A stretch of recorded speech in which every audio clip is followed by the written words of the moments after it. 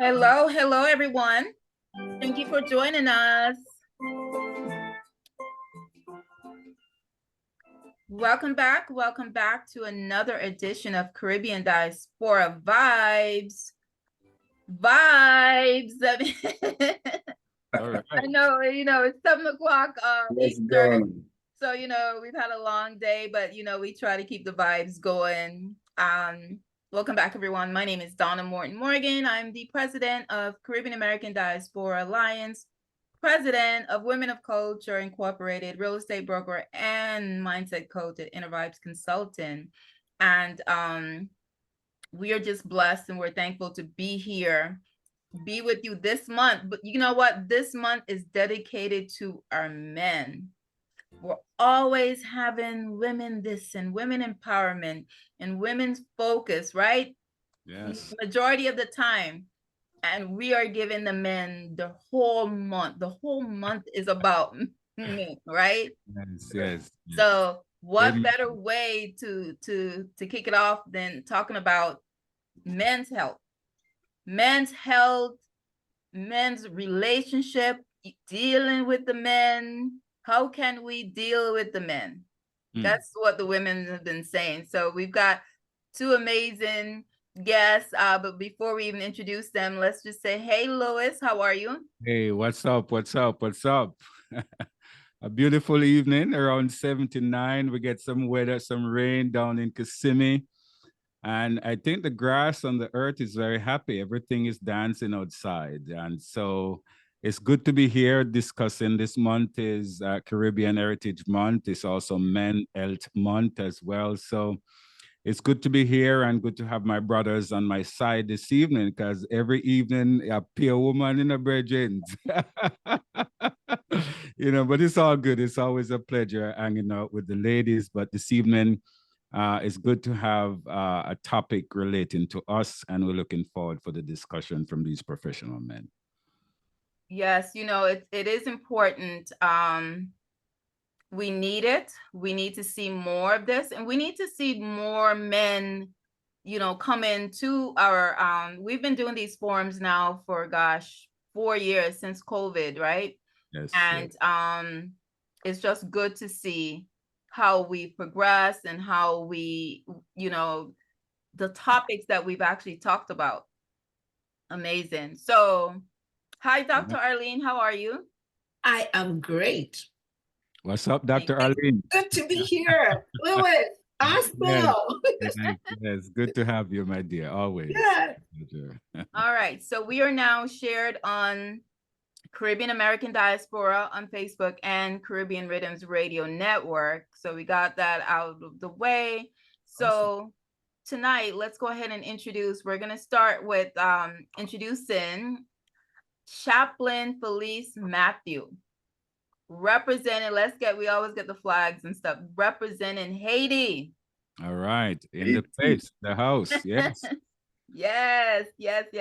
And so, welcome. So thank you. Chaplain Mathieu is he's a marriage and family therapist, and his focus tonight is going to be on mental health and relationships. That is an important critical aspect, because it seems like the whole man and woman thing, it really, men, you guys have a different playbook. It's something going on. So we definitely, anytime we can learn more about you and what makes you tick and all of that, it's all ears. We even have women that are not yet with a partner taking notes.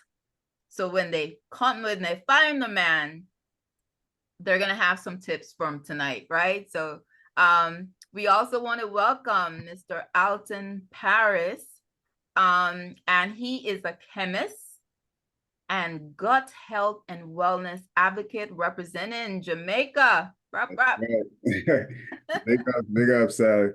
Thank you, Donna. I just want to give it back to you for hosting this, phenomenal program, and everybody on here, the speakers and the guests. I want to give it up to everybody, because, this is a message that everybody needs to hear all over the world, every continent, even the Caribbean, everywhere, so it's just phenomenal to be here, and especially talking about men's health, because we focus a lot more on the feminine aspect, but we also need the masculine aspect, because we need that balance, that yin and that yang. That's Right.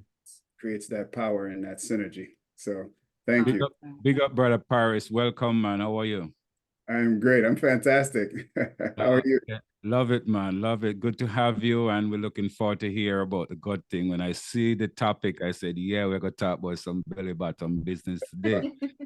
All right. So we're going to kick off our conversation with the relationship, the mental health, right? Because we've got some traumas, we've got all these different things happening from childhood that's carried on, and then they, into relationships that we're still seeing, I think, a high number of failed relationships or broken relationships. Or Chaplain, tell us a little bit, give us your take.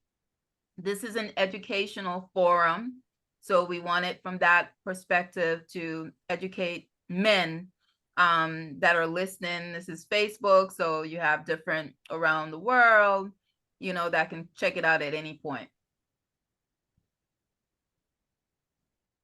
Oh, thanks for having me. I love what y'all doing. We need to have more of these conversations, and I truly believe, I don't know if y'all heard, some of you more mature people might understand this quote or remember this quote, but it takes a village to raise a child. Yeah. Well, I literally grew up in a place called a village, and I always go back to that reference point, because it takes a village to raise mental health.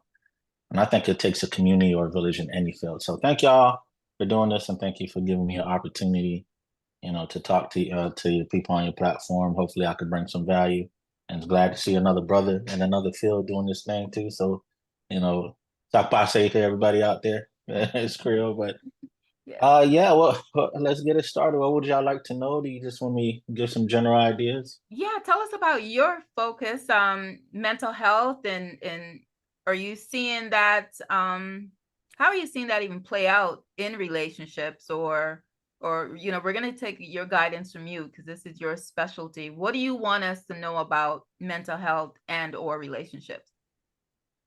Oh man, that's a pretty open question. It can go any, and I'm sure if someone asked me that, 10 different people asked me that. Geared to men. I know you counsel both, but it's not, let me tell you, it's not easy dealing with men. At times, right? At times. Yeah. Hey, I hear from my wife every day, so I know. It's not easy to deal with me either. Yeah. Well, if I'm just giving some general principles, given the context, I would say one thing that I would tell men in any culture is that we have to develop healthy means of coping with emotional struggles. I was kind of forced into this mental health field. I grew up an orphan. My mother died of HIV when I was 12. So the year leading up to her death, I'd be in school learning about HIV and the symptoms that would cause death or lead to death. And I would come home for that year and see it on my mom. I never even saw a picture of my father. And my stepfather was murdered about a month or two later in Haiti. And then the last blood relative that I knew of was my granduncle, and he died of diabetes a few months later. So within a year, I became an orphan. That's what pushed me into this field. And that's what pushed me, motivated me to say what I'm about to say. My coping mechanism was video games. I know a lot of Caribbean people, a lot of adults, oh, you're playing video games, you're wasting away. But there's study, there's research, and it's actually a counseling method nowadays, for adolescents and children and even adults. So video games takes you away from the current pain that you're feeling. A lot of mental health problems come because people don't know how to deal with the pain. So it's either you become numb to it and you shut off everything, and that has side effects of who you are, how you talk, and who you become, and how you relate to everybody, or you embrace it, but don't know how to deal through it, and that can lead to addictions because you want to feel good for the moment because you can't bear this pain anymore. And unfortunately, the other option is sometimes people take their lives because they haven't learned to deal with the pain. Well, a coping mechanism is exactly that. It doesn't have to be video games, but anything healthy that you enjoy to do, then I would encourage you to give yourself to that. Some people like to garden, some people watch movies, some people cook, some people become psychopaths in cleaning. You know, they clean every single thing, like the little crease behind the cabinet, three doors away from the fridge. Nobody looks at that. Well, you're gonna clean it because that's your way you get the stress. And I don't think Black men, we've identified our coping, or we've identified that we need to learn to cope it, or we've created a space or have a space to be able to say, hey, I know I'm supposed to be Superman all the time as a man, but today I've been feeling like Clark Kent, and the space is important. So generally, that's what I would say. So just that, the fact that the trauma that you had as a child, but you decided, you chose to do something positive with that trauma, because it could have gone a whole nother way too, right? It could have gone that you lost, there's no dad, lost stepdad, everybody around you. And so you could have said, well, hey, I'm just a statistic, etc. But you chose, again, it always comes back to choice for, it's just to show that negative things can happen in our life, and then we choose A or B, right? And so you chose to be where you are, and then now you're also, tell us a little bit about who you are. Well, I'd phrase it like, God ordained it.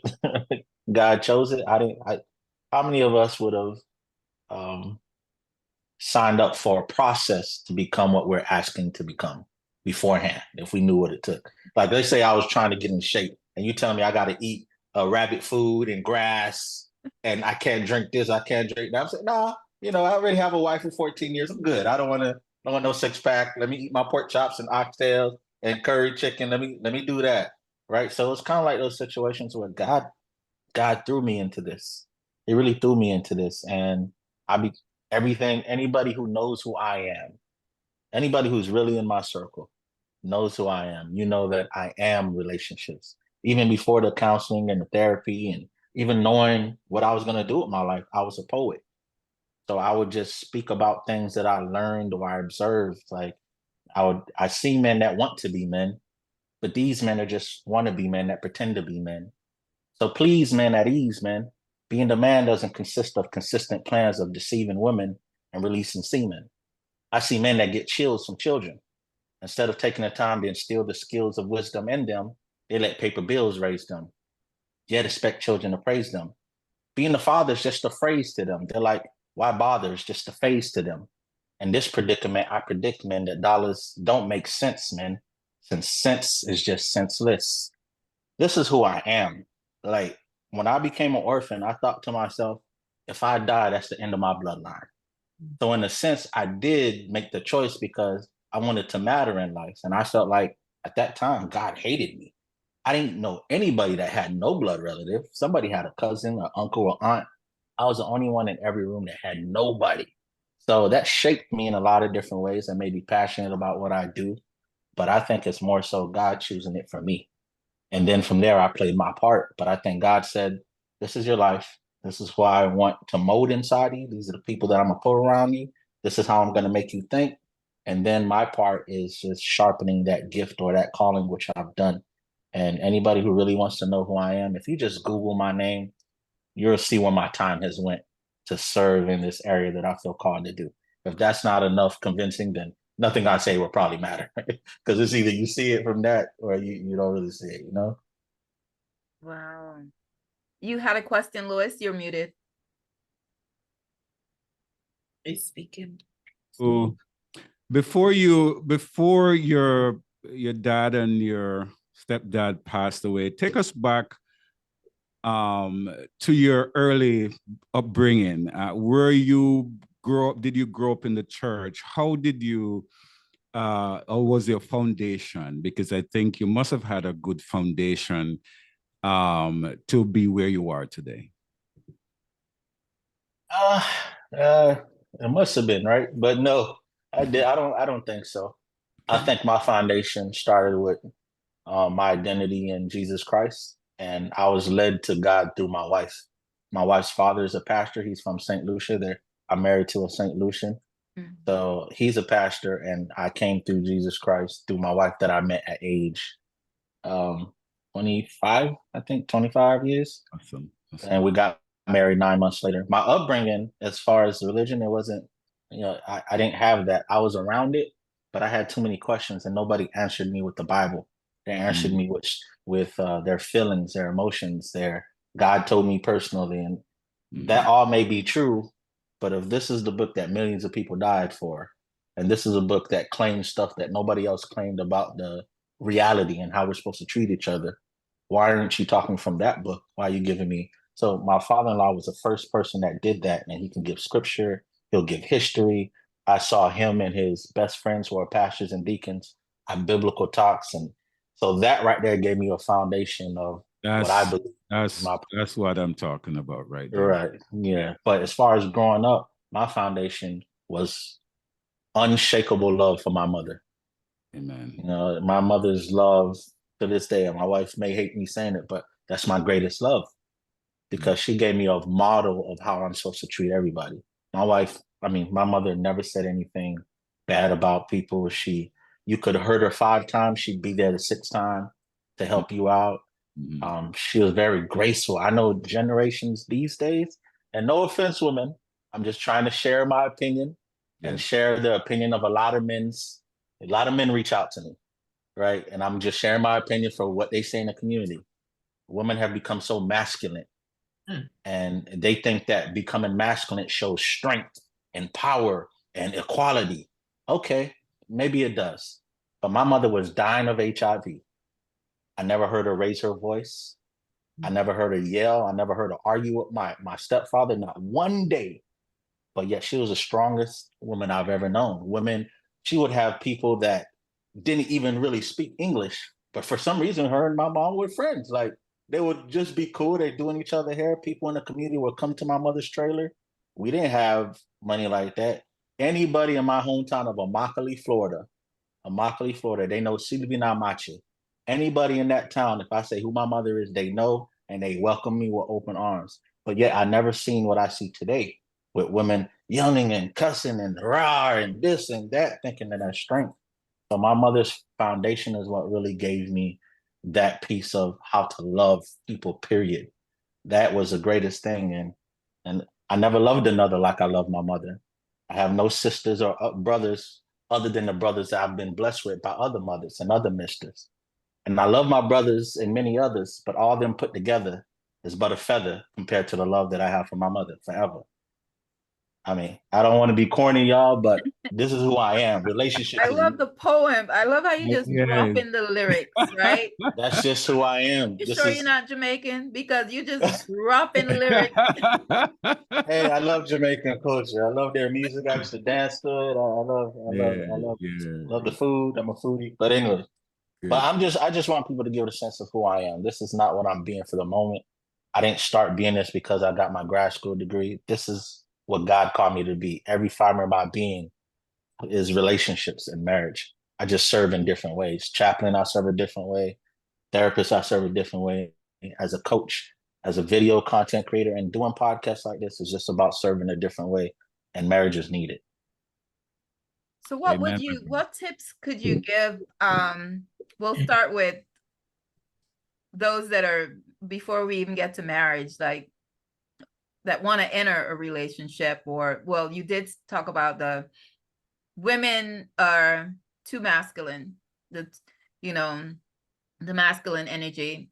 And as a woman, maybe some of that is probably because we've taken on so much responsibility.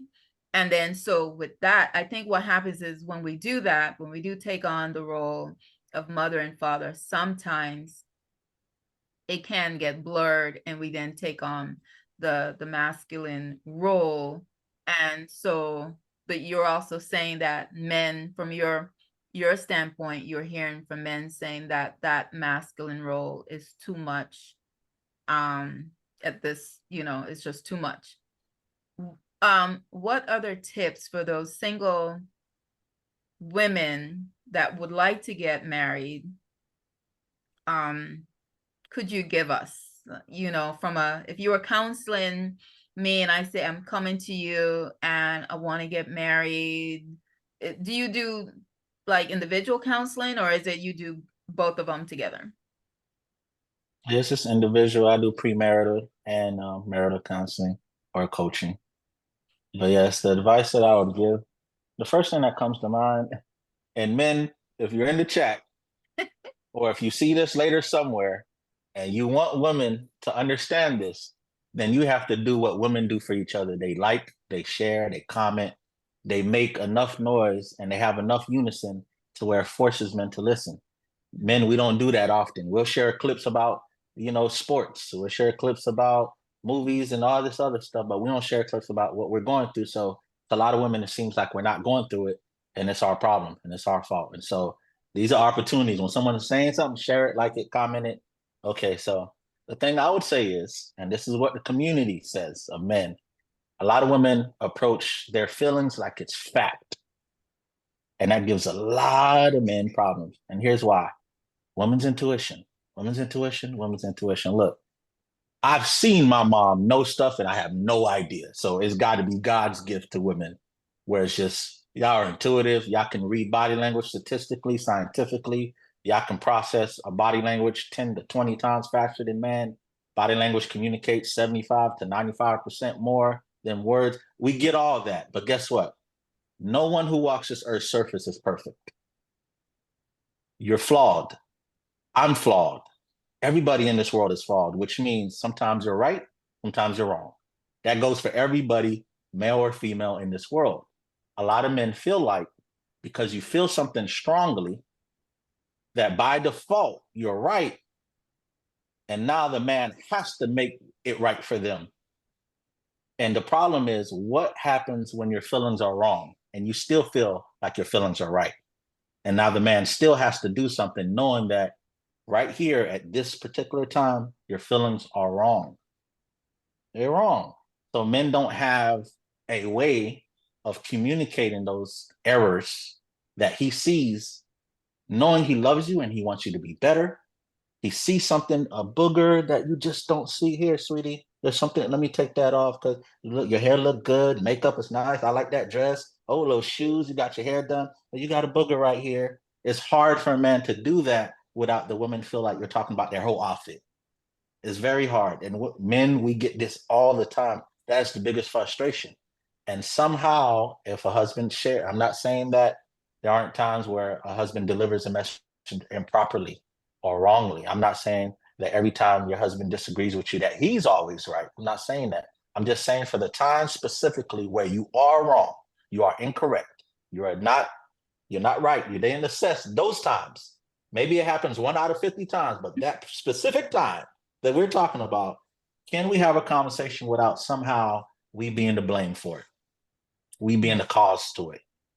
We doing or not doing something that led for you doing? Or can there be a time where, you know what, I'm sorry. Thanks for pointing that out. I'll work on that. You did mention that. I apologize, babe. Men in our community don't hear that enough. What we hear is, I wouldn't do this if you. I agree. Or maybe I would do that if you. How about the time when you? When did you? Okay, so you want me to? But okay, cool. 10 times we have a problem. 9 times the husband is wrong. That's fine. That one time though, can it be that one time where it has nothing to do with that husband? That's, if women could work on that, a lot of men everywhere. And if I'm wrong, men, I don't want to speak for everybody. I'm just saying this is what I hear often. So, hey, agree to disagree if not, but if it has some sliver of truth, please, let's share this message. Because I hear it, that's probably the number one thing I get asked about, that and sex frequency. Good point, my brother. I share your comment, and of course, to add with that, we could also, I think a lot of women misunderstand love and respect. We lost your video, Louis. You lost my video. Oh, hold on 1 second. Let's see. Okay. Yeah, I think a lot of women misunderstand the ways or the meaning between love and respect. A man, you can, and not because the woman tell us, baby, I love you and I love you, and you say that all day. But if you don't give that man respect, it Thank will always be a problem in that house. There will always be an issue. That man would always feel smaller than what he's supposed to be in the house. And that's where that uneven balance of relationship comes in, because you think I'm going around and say, baby, I love you, or you kiss me, you're gone, and baby, I love you. And the disrespect that you do, the talking down that you do, and sometimes, especially if you even making more money than the man, and we talk about that muscle thing, my brother, but Masculine. yeah, apart from that, there is a big misunderstanding with a lot of the women in terms of giving that man the respect. If you respect your man, he will do everything, even though you blame him and this and all of that 9 out of 10 times. But that respect is what that we all yearn for, that respect in a relationship. I agree with you, Mr. Lewis and Chaplain. I think also, just to get a little deeper into this conversation, when you're talking about the dynamics between men and women, exactly what you said, Mr. Lewis, right? It's that respect. We have to have those boundaries. Now, I think a lot of societal things have contributed to the separation of the male and female. And I'm talking about Black women and Black men. I just want to be more specific. Yes. Other cultures have their own things that they have to deal with as well. Right. But when it comes to understanding your man, that respect is very important, because as you said, if you constantly are wearing the pants, because you can't wear two pants in a family, right? Somebody has to wear it, right? Or maybe they're going to share it. But you have to have, as I said earlier, that feminine, that feminine balance and that masculine balance. We both need that. And even when you're raising children, that's why it's very difficult for one particular, sex to raise a child, because a child needs both masculine and feminine energy, especially when it comes to boys and girls. Yes. Right? The boys need some of that, the men input, so they can have a positive relationship as they grow and know what to expect and what to demand. They also need to see that the relationship between the mother and the father, if it's good, how they are going to be treated in future relationships. So it's a symbiotic relationship in the sense of respect. So the man also has to understand that women have certain things that they need, right? And we have to respect that, because we're designed differently, right? We didn't, God made us, we are designed differently. So women have certain things, strengths that they're stronger in, and men have certain things that they're stronger in. And we have to allow each other to play to our strengths.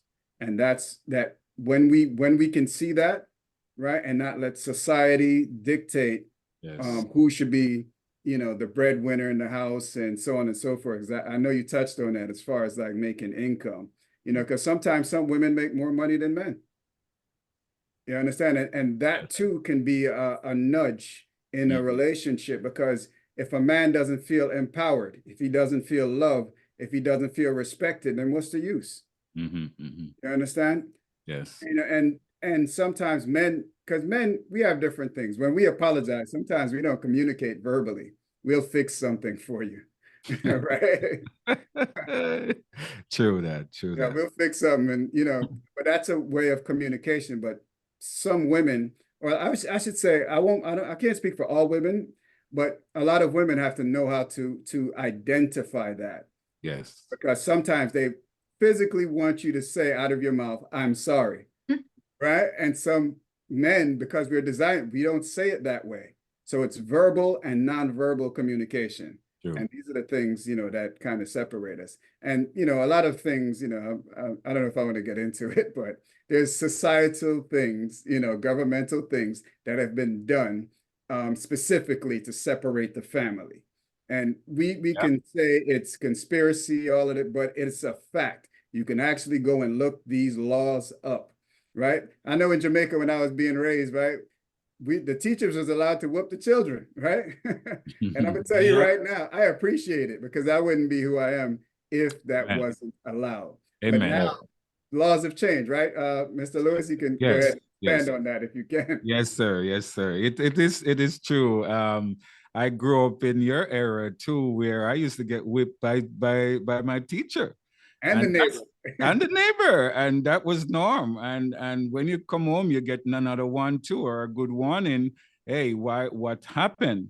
But you're absolutely right. Most of us as men, we will do things for the woman instead of just straight up say, "Oh, honey, I'm sorry," or "I love you." We will go and wash the car. We will do double work that day. We will hang out. We will clean. We will go clean up the garage. You've been asking that for 10 times, clean up the garage. But that one time that I did something that I know I need to apologize or say, "Baby, I love you," I'm gone to clean the garage because I know that will cool you off for a minute. So yeah, we have those traits. And I think a lot of women need to identify that, brother Parris, identify the emotion of the man, and that we do things by more action than actually verbal. Yep. So let me chime in too. Right. So one thing I know women are always talking about is, well, yeah, the emotional side. So it's like we talk too much and then you guys talk too little. It's like this vast difference of, and then we could easily talk to a friend, a female, and she gets it, she understands it, but then it's like a whole foreign language to a man. And it seems like in a lot of cases that men are not so open to talk about feelings. And I know it has a lot also to do with childhood and how you're raised. And if that wasn't a part of your, those early years of saying, "I love you," and hugs. And I know in the Caribbean, ooh, Jesus, we actually, I think a lot of the times are the ones that taught mom or dad to say, "I love you." All right. So as men in 40s, 50, that's usually kind of hard. It's like you're pulling teeth. And yeah, it's like you guys would prefer, you would do all these different things. And even though you do those 10 things, we're still waiting for the apology. We're still waiting for the verbal words. And then so you're like, "But I did all these things." Yeah. So we need the verbal. It's like a plant where the sun is out, beautiful, but you need to water. Well, let me challenge you on that. I'm gonna challenge you on that. So you say you need, right? And that's a powerful word, right? Need and want, those are powerful words. Now, what I'm talking about understanding. So now, and I'm not, talking down to anybody or anything like that. The smart, and I'm not saying any woman is not smart, but those those women that get stuff that they want, they know how to manipulate the situation. And I don't mean in a bad way either, right? They'll come and they'll rub your shoulder and stuff like that. And I'm talking about men especially men that are like over aggressive, the super macho, over masculine men, right? They think they are actually, like if they raise their voice and things like that. But the real, and I don't want to say cunning, but the real smart women knows how to soften that man, right? In that sense. So if understanding that, if that woman has that understanding, right? Just saying, baby, I didn't, the other day, like rubbing his shoulders, the other day when you like said that, I didn't really like that, how do you feel about that? See, now you're using skill sets and techniques to elicit what you need, right? So it's a way of doing that. But they say what? Fire can't put out fire, something like that, something to that extent. You can't bring the same energy. It's the opposite that always works. So that's and a lot of older women know that.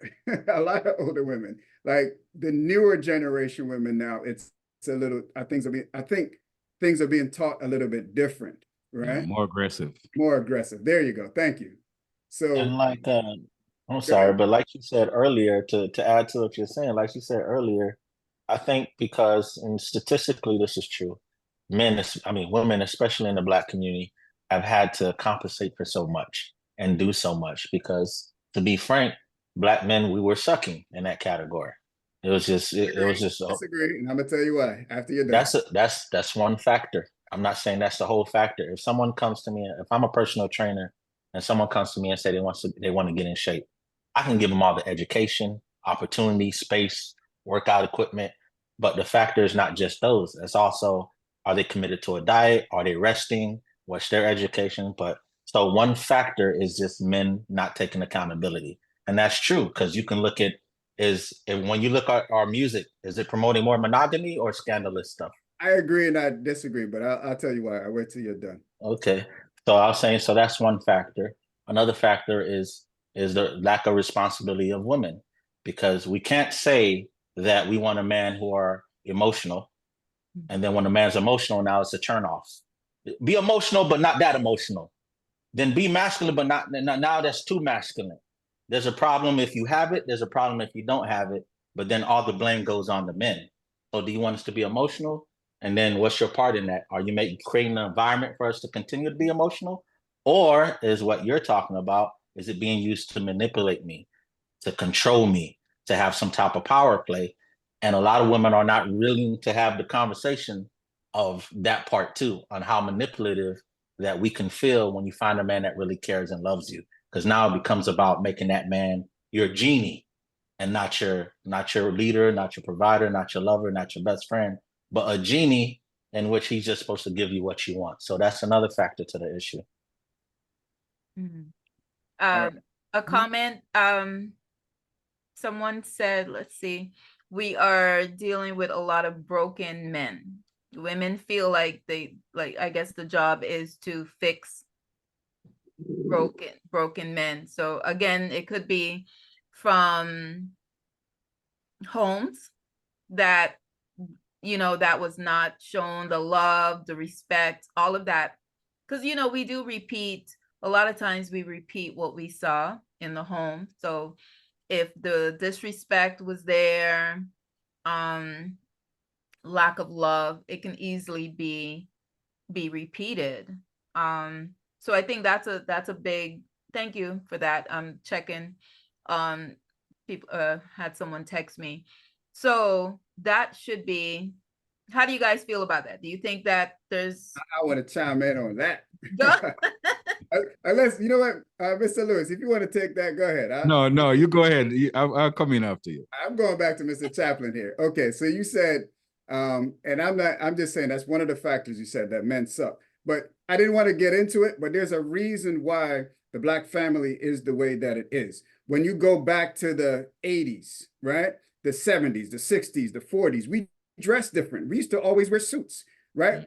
We were more, what is that? We were more, what is that? We paid more attention to our community, and we worked together. Now, when you start introducing things like welfare, when you start introducing things like crack cocaine in the Black neighborhood, and that's not an accident. I read a lot, and I actually studied more after college than I was in college, right? And most of your education is caught, it's not taught, right? So, and that's something that I learned from Mr. McCasey, right? So what I want to say to that is the family structure was broken in the black home. So when you introduce some things like, if you have more children and the Black man is not in the house anymore, we'll give you more money, right? You're creating a welfare society, right? And I'm not saying every woman is, but it was taken advantage of, right? When you introduce cocaine in the Black neighborhoods now, right? Listen, depending on which drug you take, I know heroin. I don't know if you guys ever, with that fentanyl thing that was going on, people are like strung out. This was in Philadelphia and Kensington, and people dying from that. Listen, depending on which drug you take, your brain is altered, right? Sometimes permanently, especially with like opioids. You understand? So you're not thinking correctly. And then on top of that, now, when you have the masculine energy out of the house, and now the woman has to take on that role you're going to have a problem. She's not going to relinquish that so easily. You understand? So she makes it difficult for a man to come in and try to be a man. You understand? So it starts with society. And I didn't really want to get into it because I know that's not the conversation. But when you have broken homes and you believe it or not, you transmit that in your DNA, in your offspring. So when, especially the females, because Dr. Arlene, you know this, like a female, when she's pregnant, she transmits the metabolism to the children, right? So if you have struggles, you know, problems, those anxiety, depression, all these different things, it's transmitted down to your offspring, right? Mental issues. And that's what we're talking about. So, you know, I don't like to just exclusively say men suck, because it's much more dynamic and complex than that, right? Do you think that's a factor though? Do you think that's one of the factors? What factor? Is that one of the factors of there being mental issues or broken homes? Because you talking about all the things I'm talking about? Yes. Yeah. Those are factors to be mental issues. Now, so we agree continue, then. before you can. But so we agree that men sucking is one of the factors. It's not that simple though, because now the predominance of men in jail. All right, Black people make up 13% of the United States population. I'm talking about just the United States. Right. Right. And the majority, about 60 to 70% of us are in jail. How can you be in jail and help support your family and be masculine? You can't. So the women are forced now to take, but it's not because we suck. Just so you can't just say that just loosely like that. That's what I mean. So are you saying no men suck at all? If I should come in, listen, I mean, it's either some, all, or no. That's the only choices logically. So if we're saying, you're talking about computer stuff. Human beings don't work like that. It's not. Human beings don't work like that. I'm talking very logical. This is not computer stuff. It's either I made all my basketball shots, I made none of the shots, or I made some of the shots. All right, Mr. What other possibilities are there? That is completely ridiculous. I'm going to tell you why. You can't, based on what I just said, it tells me you weren't even listening. Okay. You weren't even listening. Because what do you think? All men suck? And that's why? That makes no sense. No. Right. I think you're missing what I'm trying to lead you to. Because what I'm saying is all men don't suck. No. All women don't suck. No. Right. So we agree with that. Yes. Then I said one of the factors of mental issues, either in home, marriages, or relationships, is that men suck. One of the factors. What I'm saying, all men? No. But there are some men, listen, okay, but I never said why they suck. You went into the whys. I never said why. But if we already agree. You can't say they just suck without saying why. I can say. Yes, I can, actually. I mean, you can say it, but you have to back it up, I believe. I mean, we didn't even get to that part. Well, You just and people on this call want to hear a logical. Right, but I didn't get to that part. You just said you disagreed. I didn't even get to why or anything. You just said you disagreed. So now I'm asking you, do you agree that some men suck? If you do, then there's no disagreement. Now you said some. I agree. But I already said earlier. So we can go back and play. Right, but I said earlier, but I also said earlier, nobody who walks this earth's surface is perfect. That goes for male and female. If that's already been said, why do I have to go back and say some men? It's already granted that nobody is perfect. So I'm not saying all men. That's just granted from the conversation. In the context that you use it, that's the way I would take it. And I'm pretty sure if you have any text message on that, you could see people that identify. That's fine. I'm sure people would. Based on the context, you said that earlier in the statement. Yes. So most people aren't saying the first statement you said about 10 minutes ago, I'm going to keep that in my head and then move on. Based on the context you're using it currently is what I'm addressing. That's it. But we definitely I don't think I developed it. All men don't suck. Right. Right. And we definitely realize that all men, just like you said, all men or all women, it's never a 100% context, but we definitely agree. And then there are factors, like you said, and before we move into the second half, but there are factors, there's childhood, there's trauma, there's no dad, all of these things. And that's why getting to know people before we have children, before we get into deep relationships, is important, because everybody has a background. Everybody has childhood traumas of some kind. A lot of it is unhealed traumas that we're carrying around. So on both sides, that we need to get to know each other and go, what's happening with you? Because are you going to be able to deal with this trauma?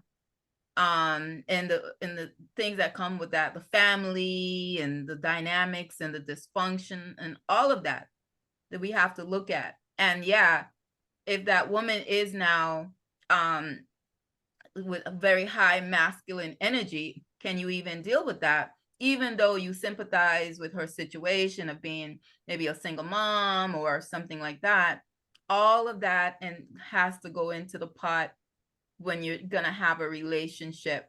But we have to jump to the second part of our show. Boy, we need a show just all about relationships. Yes. It's a lot of points. But understand the frustration that, from each other then, that men have with women, and women, it's like we're not gelling. But I have been seeing a lot more men on Instagram talk about feelings and emotions and all these things. So I think we're moving in a good direction, but we just need to keep it up. And those factors that Alton talked about too, in the home, especially in the Black community, where men were demonized and put out so that women can collect checks, all of that, it factors in. So we've got a lot more work to do here on this subject. Right. Let's talk about the other important aspect, health, men's health. Mr. Alton, you tell us about that. Tell us about. I was waiting for Mr. Lewis. I wanted to, just before we jump into that, Donna, let me just wind up some things before we get into it. I do agree with both gentlemen. Alton, you mentioned the dress code that we men used to have back in the days. Yes. That's all respect. I remember growing up and seeing my grandfather and all these. And you remember back in those days, the women used to stay home, take care of the kids. They used to have 10, 14, 15 kids. I mean, I grew up with my grandmother at 15 kids, never worked, but the respect that she get from my grandfather was always there. When we go out on the street and see these men walk and dress and walk upright with their chests up, we don't see those things out in the public with men anymore. And so, yes, it goes back to the situation where women have been given the opportunity to get money regardless. Okay, fine. And our men are in jail. And so how can we really make an impact in our homes when we are in jail, when we are cut off from society because of system that put in place to allow that? And yeah, we're talking about America, but it also translates all over the world, because everything that happened in America, the Caribbean islands, we fashion it. We fashion the same thing. So if woman is dissing man here or getting a check and say, I don't need you no more, come here, get my welfare check, come here, get my Wix and my whatever money and all of that I can manage. And that's where all that disrespect start. And I blame a lot of it also on our men, because we have dropped the ball. A lot of us as men, we have dropped the ball in making sure that we stand up as men in our house. And you don't have to yell at the woman. You don't have to curse her out. It's a matter of providing. Once you're the provider in the house, because that's what those men used to do. They go out and they provide, they hustle, they work, they go in. And after that, they got that respect from the woman. So it was always a balance. And one of the things that we lost, since we're talking about that, it was always the men's responsibility to sit at the table and talk and get the understanding what's going on in my house. When you don't do that anymore, Everybody have their own thing going on in their room. And there is no respect, anything, because the men, we don't sit at the table anymore and say, come on, let's talk. There, we have to have meeting, just like you have a church or you have a business. When you meet around the dining table, it's the meeting of the family. We don't meet anymore. We don't allow ourselves as men to command the respect that we're supposed to have in the house. So the woman take it over. And this is what, that's the trade-off that we get now, to see our sons and daughters not doing the same thing. Everybody is on the cell phone. Everybody's doing their own thing. Everybody's in a room and they have the plate upstairs of food and this. No, we men have to stop, get that, and say, let's get back to the table. We want to eat every Sunday, if it's even once a week, and know what's going on in your family. The wife loved, guess what? The woman loved that. The woman want to see we are in control of the family, because yeah, even though, as I said, she might be out there hustling and getting this and all of that, but if she don't see the man in control of the house, she will take that control. And that is what we are seeing in our society today. If we go back 40 years, 50 years, it was a different society. Our men used to take the mantle and be the man at the house, regardless of how the woman feel. She would come around and she would respect that man because he keep that house together. A woman loved that. Yes. We do deep down, and that's why sometimes we say we have daddy issues. Okay, yep. So Mr. Chaplain, go ahead. I see you. You want to? No, I just want that, and that's the part I'm saying. We suck. I mean, like that's okay. Now listen. I know it's. Look, it's not that simple, but it is. You're thinking about it in terms of why they suck. I'm not talking about that. We suck. So you. Nah, I know I'm not perfect. But listen, I'll just directly say this and leave it alone, just for the viewers. If we're looking at someone, let me go back to the example I used earlier. If I'm looking at someone who's trying to lose weight, what are the factors of that? Diet, working out, your health history, your mental health condition, clearance from doctor, your rest, all that, right? All that's factors. Mm-hmm. So what I'm saying now is, yes, there's broken homes, there's slavery, there's treatment of Caribbean people, Black people, there's all this stuff. Great. And guess what? Another factor is the lack of accountability of men. Mm-hmm. That sucks, because instead of being faithful to one woman, we want to have 10 kids and take care of none of them. Yes, you suck. Instead of honoring and protecting this woman, you want to physically put your hands on them. Yes, you suck. Instead of directing your child, you want them to respect you because you pay bills, but you're not mentoring them. You're not checking in on their school. You're saying the mother do everything. You just get to go home, go to work, come back, and you think that's raising a child. We suck. So what's the cause? Exactly. That's what I told you. You go to the cause. I didn't get there yet. We acknowledge the fact that some men suck. Before we talk about the cause, why would I even want to talk about the cause if we don't even acknowledge that part? So if we acknowledge, yes, men, we could do better. That's what I'm saying. We can do better. That's it. That's all I was saying. We don't have to talk about nothing. We can do better. There's men that we could do better, and we don't have enough men. Simply say we suck. When you say we, you got to be specific. Are you talking about some of us? Are you talking about some of us? Yeah, there you go. I'm talking about males. Yeah, I'm not part of we. So, you understand? So you have to. I got you. That's why I got you. That's why I'm saying you can't just simply throw out a blanket statement like that. You verbally can, but I'm just saying it to be more accurate and be more compassionate to the men that aren't. You have to say why, and you just did. You said if you don't. I was talking to that specific group. I got you. You're right. You're right. If you don't do this, you suck. But when you say right, are you including yourself? Right. You understand? That's true. True. You can't. It's not that simple. That's what I mean. I got you. Good clarification. Good clarification. So, I see we have the same thing. I don't want to put no animosity here. No. I'm always thinking about truth and clarity. Nothing else. I like clarity. Yeah. No. Agreed. All right. Okay. Ms. Donna, are you going to allow me to share my screen? Can I share my screen? Go ahead. All right. Give me a second here. Let's see if I can. Donna, before Mr. Alton, before we do that, it is 7:56. I have to get off at in the next 4 minutes. So I'm just going to take my break from here. My brother, it's been great. You guys, I think Donna would definitely need to bring back this topic so we can talk and get some more vibes going, because as men, I can see from Brother Alton and Chaplain, we have so much to give and to talk about. And so I know our hour can do it. And so thank you, gentlemen. I have to go. We have another show coming up at 8 o'clock. God bless you. Dr. Adams, is always a pleasure.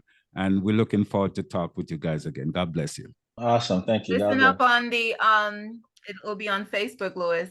Yes, very good. Awesome. Have a great evening, everybody. God bless. All right, we are continuing with our second part. We're going to talk about men's health and gut health, to be specific. All right.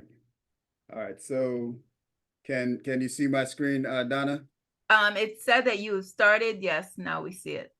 Give me a second here. Let me just make this a little bigger. I'm going to go home.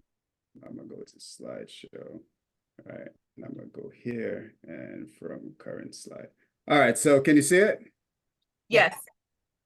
All right. Perfect. Perfect. So we're going to talk about gut bacteria, and we're going to get into like, we're going to try to summarize this as, as clearly as possible. Obviously, we don't have a lot of time to go into it, because I can talk for a long time. So what I want everybody to really focus on is this one particular slide right here. And this one particular slide, as you can see, emanating from it is all these metabolic conditions. I know specifically I'm supposed to talk about testosterone and prostate issues with men. And this kind of rolls into it. So when it comes to like, and I'm going to talk about, we were talking about mental health, right? So when it comes to our diet, right, the bacteria that's inside of our gut directly is correlated to that. And we know this because serotonin is made inside of your gut. About 50 to 80% of that is made inside of your gastrointestinal tract. That's converted to melatonin as well, right? Something called gamma aminobutyric acid, which they call GABA, is made inside of your gut. But your gut has to be healthy. And what I mean healthy is it has to have a diverse, high levels of a diverse array of friendly bacteria. Now, who taught us how to eat, right? Where did we learn how to eat? From our parents, probably, right? Your grandparents, so on and so forth, right? But they never told you about gut bacteria. When it came to your obesity, when it comes to you producing high levels of testosterone. And just to go back in history, and I wish Mr. Lewis was here, back in the 1950s, men's testosterone levels was through the roof. Now, men's testosterone has been dwindled to about 50%. So there, Mr. Chaplain, when we're talking about, men, where you say men suck, right? Or we suck, because the testosterone levels has been going down since the 1950s. So contributing to the family atmosphere is a problem now. Now, and I'm not saying all men, but historically, you can go on PubMed.gov, you can go on CD, you can look this up for yourself, because I'm gonna tell you right now, I am not a medical doctor, right?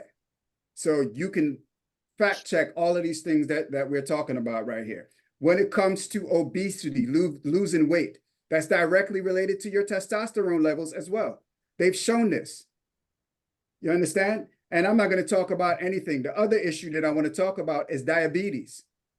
Somebody that's diabetic, right? They tell you about taking metformin, they tell you about taking insulin and all these different things, but they've never looked towards the gut bacteria. You know why we're looking towards this now? Because they have been doing studies. Somebody's gut bacteria that has diabetes looks completely different from somebody that doesn't, right? We're directly influenced by these bacteria. And just to back up a minute, just to put it into perspective, the human body, right, is made up of over 100 to 150 trillion cells of bacteria. Some of it, 8% is like viruses. And these are the good bacteria. And guess what those bacteria do?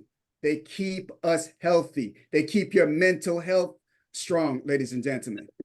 90% of our genetic makeup is bacteria, and only the 10% that's left over, that's what make us human, ladies and gentlemen. Listen, this is not by me, this is not by science. The Creator made it this way because he knew that we would need these bacteria, not only for digesting food, but also for our immunity, right? Because 80% of everybody's immunity on this call, on Facebook, off this call, is inside of your gut microbiome, inside of the bacteria inside of your gut. So when you caught COVID, you know what COVID did? It killed the bacteria in your gut. So if 80% of your immune system is inside of your gut and you eradicate it with that particular virus, guess what happens? All the underlying conditions that you have, whether it's diabetes, whether it's mental health, chronic heart disease, it comes to the surface, and that's what's been taking people out. So we have to understand the importance of why we need a healthy gut microbiome or gut bacteria. Listen, you know what the #1 global killer is? It's not cancer. I'm gonna tell you that right now. It's not HIV. I remember when HIV came out, right? And HIV did a lot of damage all over the world, but they never told you is a metabolic syndrome, did they? They never told you that, right? But the #1 global killer is chronic heart disease. And you know why that's fascinating? How does chronic heart disease travel from Jamaica to Trinidad to Haiti, America, Europe? How does it travel? Right. It's through the food that we're eating or the lack of food that we're eating. You understand? So we have to understand and get to the root cause of everything instead of treating symptoms, right? If you're obese, they have a pill for that, right? You can go get a pill for that, right? If you have mental health issues, you can get a pill for that, whether it's, Adderall, lack of sleep, things like that. You can go get a pill for it. They have conditioned us and programmed each and every one of us. And I challenge you, right? I challenge you on that. We have been programmed to go get a pill for everything. But the problem with a lot of those pills is that they have heavy metal residues. And guess what they affect? They affect your kidneys, right? A lot of heavy metals are accumulated in it. So it doesn't matter if you're on whatever medication, it accumulates in your kidneys, ladies and gentlemen. So this is a powerful area of our health that we need to look to, especially when we just spoke about mental health disorders, anxiety, depression, right? And not even to taking it into account what we spoke about when a woman is pregnant and she transferred the metabolism to the child and the offsprings. There's certain chemicals that can alter the testosterone levels in men, right? Especially if the mother is not watching what she's eating and eating high estrogenic foods, processed foods, right? Over processed foods and things like that. So this is powerful. And I see, is that Mr. Chaplain? You got a question? Go ahead. I'm gonna let you jump in. Go ahead, sir. Where's some? I know you mentioned like they prescribe everything like pills and all that stuff for people, Yes. and I hate pills too. But like, what are some natural things you can do? Like natural things you can take every day for gut health. Well, they have certain probiotics that you can take, right? But there's every probiotic is not made equal. We have a whole bunch of celebrities out there that's marketing theirs, and a shout out to them. What I am in awe of, or I appreciate, is the fact that they're getting the message out there that people should be healthy, right? Because everybody here wants to live longer and not die quickly, right? Who wants to die quickly, right? But you have to watch what you eat as well, because you could have the best probiotics in the world, but if you have a rotten diet, right, you're doing yourself a disservice. So you have to stop consuming a lot of the and I'm not going to say it's for everyone, but you have to cut back on the meat. And here's why I cut. For me, I used to be a bodybuilder. I used to be over 200 pounds, right? But I stopped doing that because I also worked as a medical technologist in a hospital in Philadelphia, right? I used to work at, and I'm not going to name the hospital, but I worked at a hospital, right?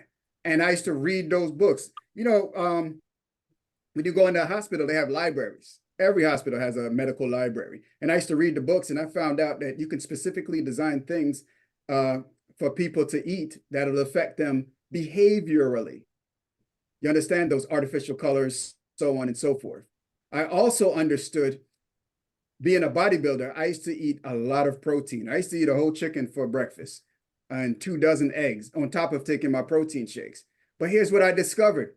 A lot of the guys in their 30s were passing away from prostate cancer. And it forced me to start to look inside of the medical journals to see what's going on. And you know what it was? The overconsumption of animal protein.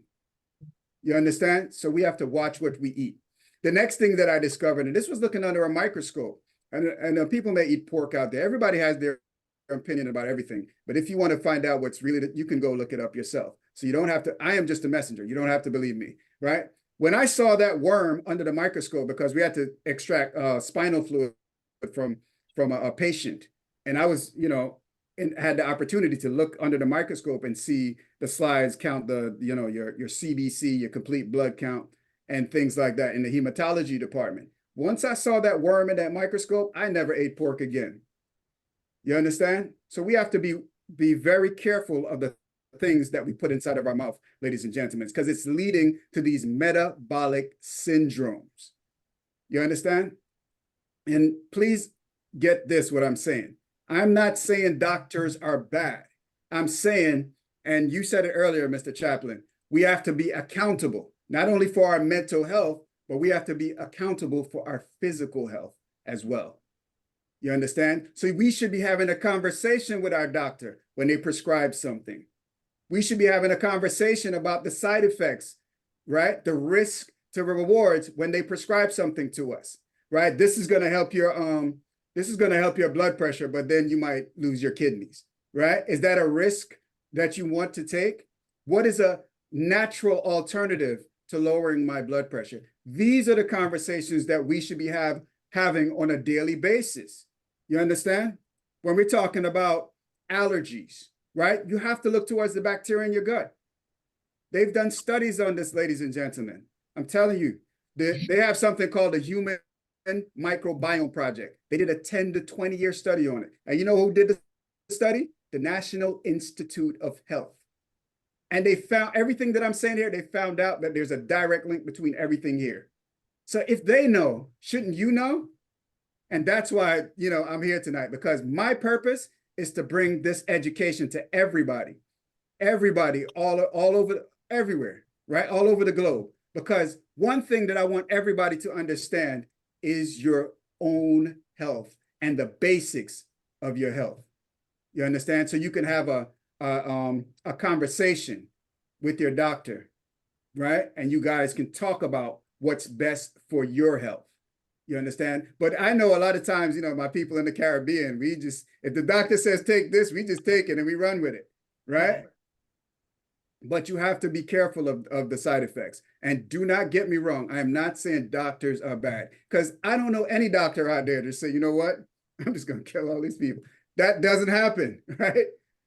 Doctors are here to help us, but we have to help ourselves and have that conversation. So, I'm not going to take long because I know time is of the essence, but this is one particular fruit, right, that they've done studies on. And this is on PubMed.gov. I love to give documentation for what I'm saying so you can go look it up yourself.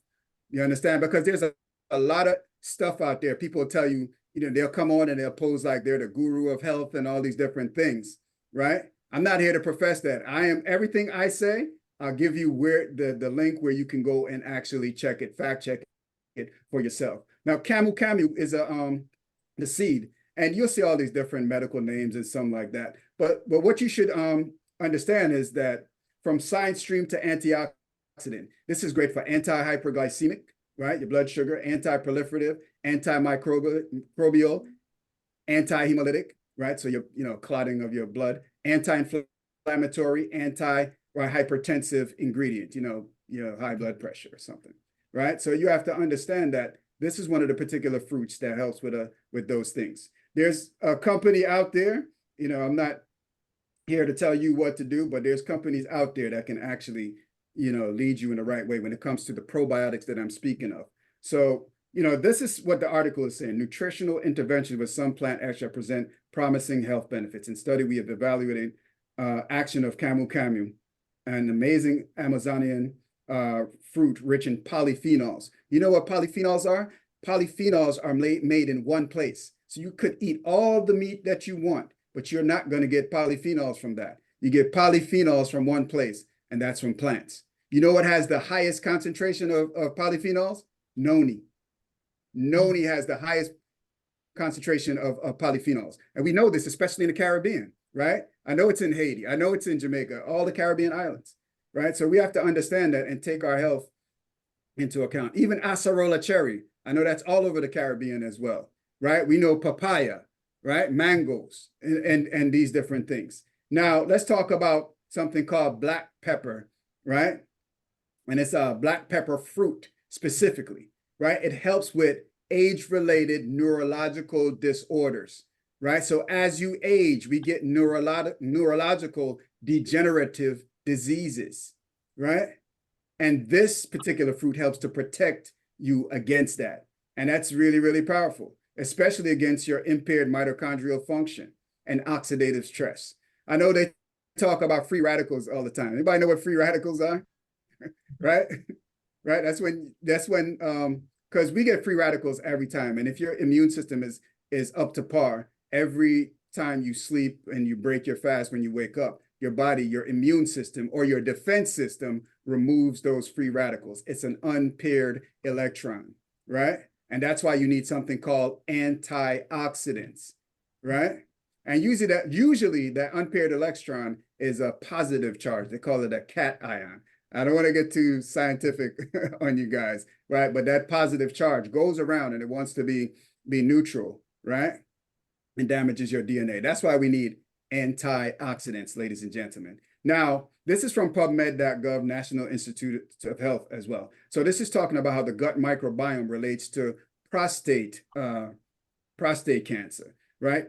Now, this is not like the whole premise of everything on how you get prostate cancer. This is just one of the factors. If you have a dysbiosis in your gut bacteria, right? And they list some of the bacteria in here, right? This is your gut microbiome, and that's where 80% of your immune system is, right? Lacey, cholesterol, right? That influences what? Prostate cancer, because there's a gut and a prostate axis, just like there's a gut and a brain axis, because the bacteria in your gut communicates with your brain through neurotransmitters. How do you know when you're hungry, right? The bacteria sends a signal to your brain. It can through a hormone called leptin, right? That's how you know when you're hungry, right? Because of the neurotransmitter. And you know how fast that nerve impulse travels? About 270 miles per hour, right? Imagine from your gut to your brain. That's almost instantaneous. So you have a gut brain axis, right? You have a skin axis as well, because there's bacteria on your skin as well that communicates with your brain. But you also have a lung microbiome axis as well as a gut prostate axis. So it's extremely important to have that area of your body healthy. So if you see this bacteria right here contributes to cell proliferation, right? And this other bacteria right here, Ruminococcus bacteroides, right, contributes to your testosterone, right? And it sees castration resistance, right? And you look at Akkermansia, these are tough to pronounce, right?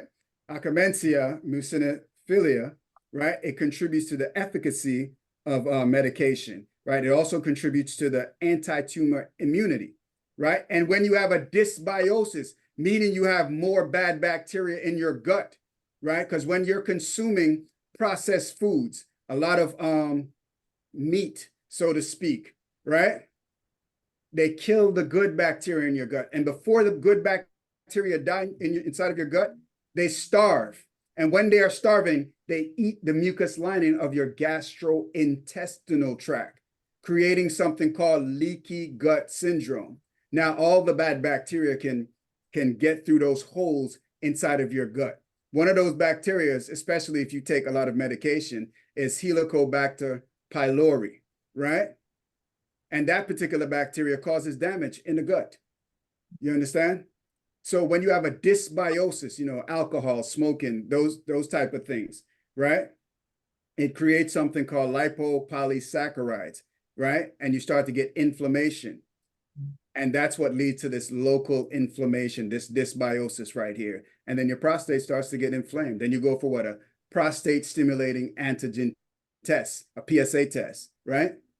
And if the levels are high, that's an indication that you have prostate issues, and it leads to further things and so on and so forth. But that's also influenced by your testosterone levels as well. And decreasing testosterone levels, especially if you eat processed foods, that builds up more estrogen inside of your body. And I'm going to talk specifically about like chicken, because we used to raise chickens, right? Back in the day in the islands, we know chickens used to take what, 6 months, 7 months before you get a chicken to maturity. Now it takes what? 2 weeks, 3 weeks. How do you get that to happen, ladies and gentlemen? You have to give them hormones, right? Where do you think those hormones go, right?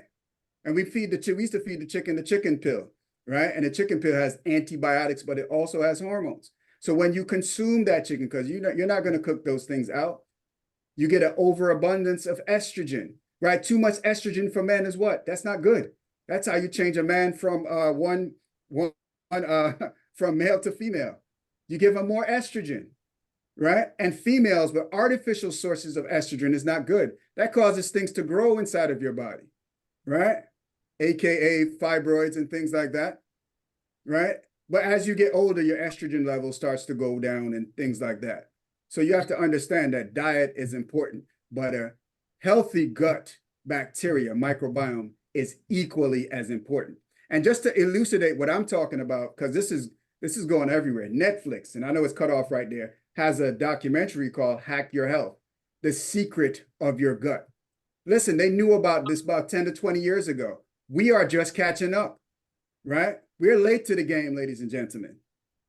You understand? So it's very powerful. And these are some articles on PubMed.gov, and I'm going to read some of them, right? Meet the Psychobiome, counting evidence that gut bacteria influences the nervous system, inspiring efforts to mine microbiome brain drugs. So scientists are trying to find brain drugs from the gut bacteria. Look at this, gut microbiome and mental health, the gut feeling that links to depression and anxiety, right? And you think we don't transmit this from offspring to offspring? You do. We do, ladies and gentlemen. Listen, what to know about heart and gut health connection, right? How gut microbes could drive brain disorders, right? Look at this, healthy gut, healthy heart, how trillions of bacteria, right, in your intestines can drive cardiovascular health, ladies and gentlemen, even alopecia, right? So in order for us to have a healthy gut microbiome, we must consume about 36 different fruits and vegetables on a daily basis to keep those bacteria. Remember, you have about 100 trillion bacteria inside of your gut. They like different colors. Green foods is just not enough. They need different specifications. They need red colors, foods, right? For heart health, prostate health, lung health, breast health, and so on and so forth. Blue and purple foods, there's specific strains of bacteria that need those color. Yellow foods, you know what the problem is? And I'm gonna go over the numbers. And you can look on the CDC website. 74% of the global population don't eat enough red foods, right? Blue and purple foods, 76% of the global population don't eat enough of this. And it's good for Alzheimer's, anti-aging, anti-diabetic, antioxidant, skin protection. And let's talk about yellow foods, because 80% of the population around the globe don't eat enough yellow foods. It's for rheumatoid arthritis, vitamin A, lung health, neurological health, and 8 out of 10 people around the globe don't eat it. So what do we have here on our hands? Most of the world is sick with diseases. And I'm gonna leave on this quote. The father of medicine, over 2,500 years ago, says all disease begins in the gut. All disease. He didn't say some disease. And science and doctors are just catching up, ladies and gentlemen. I mean, let's count it. If you go back 500 years, right? Because on average, we're supposed to live to about 100 years. But what's middle age now? Middle age is about 35, 36, because the average age of men is about 74, right? And And that's high. Women is about 84. So what's middle age now? Our grandparents used to live to 100 years old. So 5 generations or 500 years ago, that's just 5 grandparents. That's not that long ago, ladies and gentlemen. You understand? So we have to understand our health. Who taught us that we need to eat this for protein? Who taught us that we need to drink that soda, right? Or that energy drink, right? For energy. Who taught us that, right? Who gave us that food pyramid, right? Listen, we have to understand something about our own health and be accountable for it, just like your mental health. So with that said, ladies and gentlemen, I can go on because believe me, I could talk for a very long time. My name is Alton and Parris, and it's been a plum-pleasing pleasure as well as a privilege. And I want to thank the host, Donna, for allowing me to share my screen. I'm actually going to stop sharing right now. And, if there are any questions, feel free to ask. Wow. Amazing, amazing, amazing to see how so much starts just from the gut, right? Yes, ma'am. Yes, ma'am. Wow. Dr. Arlene, any last words as we wrap up? I appreciate you for all you do, Donna, and to bring these 2 influential men to our platform. And I want to thank our chaplain for reframing his traumatic experience so that he could become a better man, husband, and this would go down his line and and model good principles. And thank you, Alton Parris, for reminding me. I know several of these things, but the general public needs to know, especially since our Black men suffer so much from, with their testosterone problems and, dealing with PSA levels and having to take more poison, when they get prostate cancer. So if we can stop it in the track, yes, watch what we eat and be committed and be dedicated so that we can strive, thrive, and flourish. And the next generation can take the mantle and run with it and stop eating all those things. Who told you energy drink? Who told you that? We did not grow up on that. So thank you, Donna. Thank you. And yes, we need to talk more about relationships. It's a big issue. Yes, I see a part 2 coming on. I Yes. love, like you said, Alton, who told you? Sometimes we just get caught on the bandwagon and didn't even know, where, it comes from. We're seeing our young children with all the, ADD, ADHD, all the different issues now. And it really comes from and I tell my kids, the food that we ate as grown up, you guys are not even eating that anymore. Everything's different. The pesticides, all these chemicals that's all on our food, and we're getting sicker and sicker. Right. And so we have to address the gut. I know it's not a subject, it's not a sexy subject, but that's where everything begins, right? So we do need to address it. So I do want to thank our amazing panelists tonight. Wow, you guys informed us so much.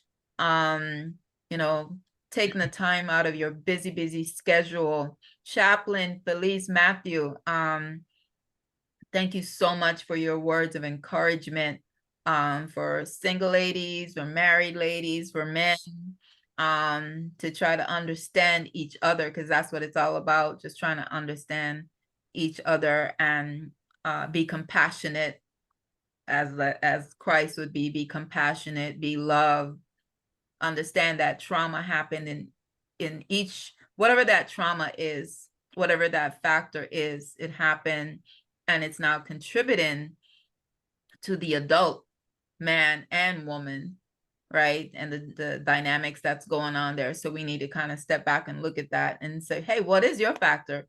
What is your factor? What's your trauma? Because we all had some sort of trauma. gut health. We're going to be talking more about gut health because, you know, the stats for Black people especially is just, it's not good. It's not good across the board. And our children are eating more and more processed. And yeah, so we got to address it. So thank you so much. Amazing. Alton, Parris. But the flag, loving the flag, just flag, just a wave in the background, just waving. I love it. Perfect. Thank you. I want to thank Chaplain, tell us where people can find you. You can follow me at Felice Mathieu on Facebook and Twitter, or Marriage One on Instagram, or Marriage Sharing on Instagram. All right. And do you just counsel in North Carolina or out of state, or how do you do that? Yeah, currently I can counsel in North Carolina and South Carolina. Okay. Virtual options are included if you're in those two states at that time. Okay. Awesome. And I also like to share, check out marriagesharing.com. Mm-hmm. There's hundreds of articles and resources, all from dating to marriage. Right now, it gets about between 20 and 40,000 visits a month. So people find value in just, because at the end of the day, everybody has some type of problem, and Google gets billions of hits every day. So people are looking for Google and YouTube when they can't afford a coach or a professional. They're reading articles. So a lot of people find those articles helpful. So check it out, marriagesharing.com. Marriagesharing.com. We need it. We all need it. Thank you so much. We've got a couple people that's on Zoom and then that we're watching on Facebook. Any last words from you, Alton? Yes, if you're looking me up, you can find me first name, last name, and that's on Facebook.com as well. Same thing on Instagram. I just want to say, I have sincere gratitude for everybody on this panel, because if it wasn't for everyone here coming together, especially you, Donna, the moderator, we wouldn't be here to share this message for people to actually hear this message, right? About mental health, marriage counseling, Dr. Arlene, I'm just so, and Mr. Lewis that left earlier, so I'm just sincerely grateful, because gratitude is something that we don't show each other, on a daily basis, and that's extremely important. So I'm just grateful to have this opportunity to be able to share. And I just want to thank you. Thank you so much. Next Tuesday we want to honor male trailblazers. So we're still looking for men that have done amazing or doing amazing work in the community, whether it's here in the US, Canada, or back home in the Caribbean. So we have 2 individuals from Jamaica already. We would like to get some additional also some from the different islands. So if you know a man that's been doing amazing things, let us know. Send me his info. I'll connect with him, and so we can have them on and recognize. We do need to, yes, show gratitude to people while they can hear it, that they can appreciate it, instead of waiting for funeral to say, oh, he was amazing or she was amazing, right? So if you know of anyone like that, that's just doing amazing things, going above and beyond their duty, please let us know. With that, we want to say thank you guys for watching us out there. Hope you were informed and enlightened by this forum tonight. And until next time, we'll see you later. God bless. God bless. Thank you. Yes.